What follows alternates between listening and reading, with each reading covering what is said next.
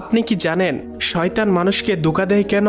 তো আল্লাহ তাআলা যখন শয়তানকে জান্নাত থেকে বের করে দিলেন, তখন শয়তান আল্লাহ তাআলাকে বলল, আপনি এই মানবজাতির জন্য আমাকে জান্নাত থেকে বের করে দিলেন, আপনার ইজ্জতের কসম, আমি আজীবনকাল এই মানবজাতিকে ধোঁকা দিতেই থাকবো। তারা যখন কোনো ভালো কাজ করতে চাইবে, আমি তখন তাদেরকে ধোঁকা দিয়ে খারাপ কাজের দিকে নিয়ে যাব। এইভাবে আমি তাদেরকে আপনার কাছ থেকে দূরে সরিয়ে নিয়ে যাব এবং তাদেরকে জাহান্নামী বানাবো। তখন আল্লাহ তাআলা শয়তানকে কি বলেছিলেন তা জানার আগে আপনি যদি মুসলিম ভাই বা বোন হয়ে থাকেন, তাহলে ভিডিওটিতে একটি লাইক এবং চ্যানেলটি সাবস্ক্রাইব করুন এবং আপনার সুন্দর নামটি কমেন্টে লিখে যান।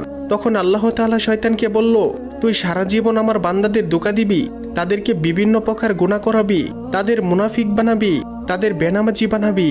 কিন্তু আমার বান্দারা যদি জীবনে একবার হলেও তাদের গুনাহের প্রতি অনুতপ্ত হয়ে আমি আল্লাহর কাছে 2 ফোঁটা চোখের পানি ফেলে ক্ষমা চায়, আমি আল্লাহ তাদের জীবনের সমস্ত গুনাহ মাফ করে দেব।